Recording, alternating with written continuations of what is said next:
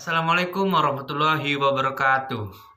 Terima kasih telah menyempatkan waktunya untuk menyaksikan video pada kali ini.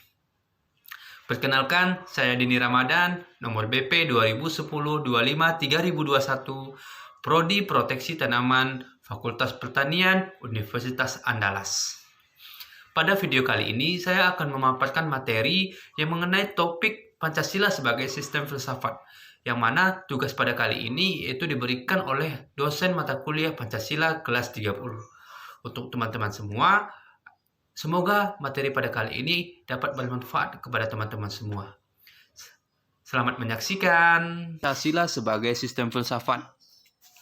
Baiklah, kita harus mengetahui terlebih dahulu apa sih itu Pancasila sebagai sistem filsafat. Pancasila sebagai sistem filsafat merupakan bahan renungan yang menggugah kesadaran para pendiri negara, termasuk Soekarno ketika menggagas ide filosofis Grundslag.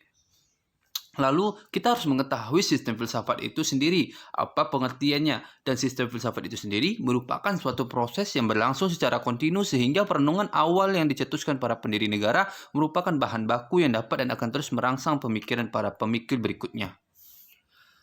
Baiklah, kita akan memasuki pada subtopik dari topik Pancasila sebagai sistem filsafat, yaitu yang pertama, membangun argumen tentang dinamika dan tantangan Pancasila sebagai sistem filsafat. Dinamika Pancasila sebagai sistem filsafat pada era pemerintahan Soekarno.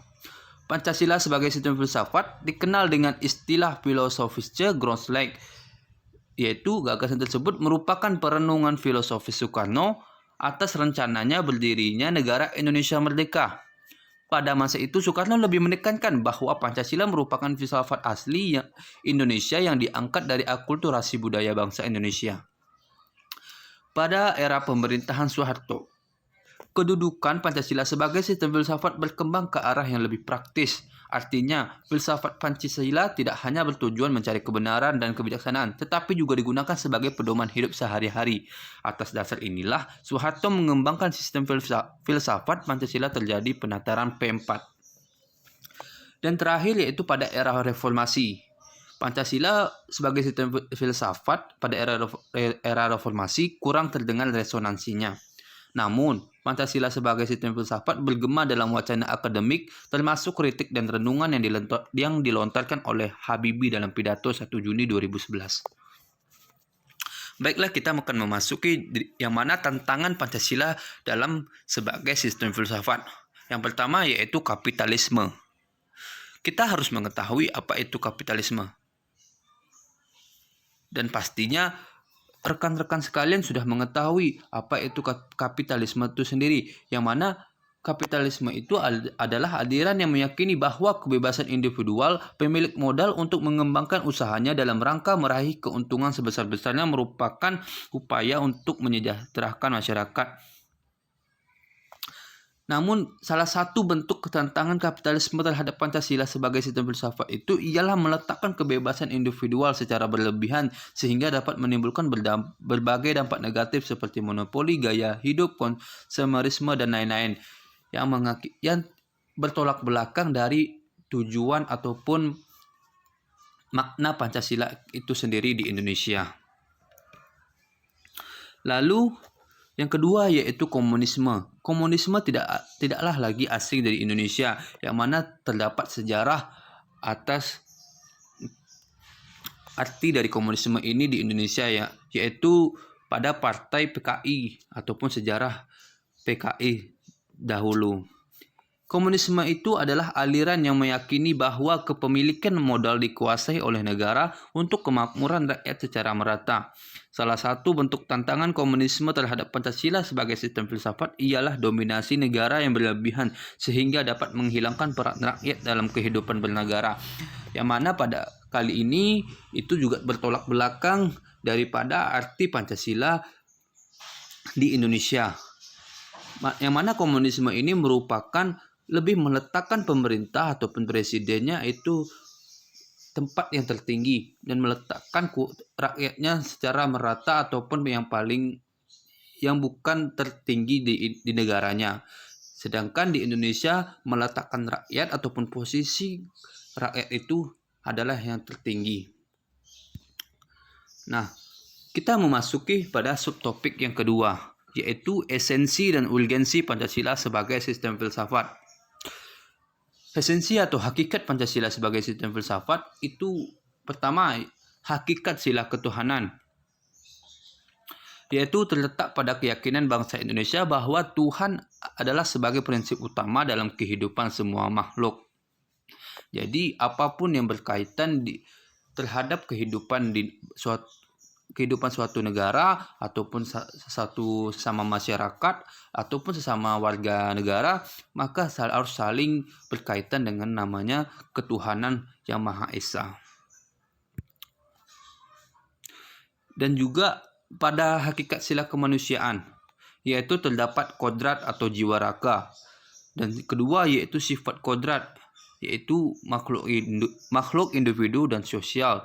Dan ketiga yaitu kedudukan kodrat, yang isinya merupakan makhluk pribadi yang otonom dan makhluk Tuhan. Lalu yang ketiga itu hakikat sila persatuan. Terkait dengan semangat kebangsaan, rasa kebangsaan terwujud dalam bentuk cinta tanah air yang dibedakan ke dalam 3 jenis, yaitu tanah air real, tanah air formal, dan tanah air mental. Yang keempat yaitu hakikat sila kerakyatan, terletak pada prinsip musyawarah, yang mana artinya apapun dari setiap keputusan atau apapun dari setiap permasalahan yang dihadapi di masyarakat harus didasarkan atas semangat musyawarah untuk mufakat, dan musyawarah tersebut bukan hanya membenarkan begitu saja pendapat yang mayoritas, tetapi juga harus memperhatikan atau memperdulikan suara dari minoritas. Lalu hakikat sila keadilan, yaitu terdapat 3 pengertian dari keadilan. Keadilan distributif adalah keadilan bersifat membagi dari negara kepada warga negara. Yang kedua yaitu keadilan legal adalah kewajiban warga negara terhadap negara atau dinamakan keadilan bertaat. Yang ketiga, keadilan komutatif adalah keadilan antara sesama warga negara. Yang kedua, pada subtopik esensi dan urgensi Pancasila sebagai sistem filsafat adalah yaitu pada urgensinya, yang mana Pancasila sebagai sistem filsafat dapat memulihkan harga diri bangsa Indonesia sebagai bangsa yang merdeka dalam politik, yuridis, dan juga merdeka dalam mengemukakan ide-ide pemikirannya untuk kemajuan bangsa, baik secara material maupun spiritual. Pancasila sebagai sistem filsafat membangun alam pemikiran yang berakar dari nilai-nilai budaya bangsa Indonesia sendiri sehingga mampu dalam menghadapi berbagai ideologi negara. Pancasila sebagai sistem filsafat dapat menjadi dasar pijakan untuk menghadapi tantangan globalisasi yang dapat melunturkan semangat kebangsaan dan melemahkan sendi-sendi perekonomian yang berorientasi pada kesejahteraan rakyat banyak. Bahaya yang ditimbulkan kehidupan modern dewasa ini adalah ketidakseimbangan antara cara bertindak dan cara berpikir sehingga menimbulkan kerusakan lingkungan dan mental dari suatu bangsa. Dan Pancasila sebagai sistem filsafat dapat menjadi way of life sekaligus way of thinking bangsa Indonesia untuk menjaga keseimbangan dan konsistensi antara tindakan dan pemikiran. Dan subtopik yang terakhir yaitu pengertian dan pentingnya Pancasila sebagai sistem filsafat. Filsafat Pancasila merupakan istilah yang mengemuka dalam dunia akademis. Ada 2 pendekatan yang berkembang dalam pengertian filsafat Pancasila, yaitu Pancasila sebagai genetivus objektivus dan Pancasila sebagai genetivus subjektivus.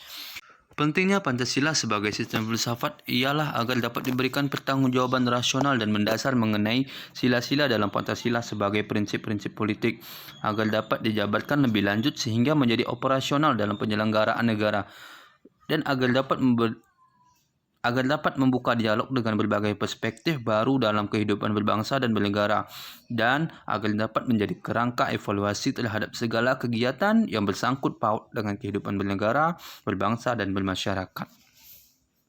Nah, berakhirlah pemaparan materi yang dapat saya sampaikan pada video kali ini. Semoga teman-teman yang telah menyaksikan dari awal hingga akhir video kali ini mendapatkan ilmu pengetahuan yang baru dan wawasan yang lebih dalam lagi mengenai Pancasila.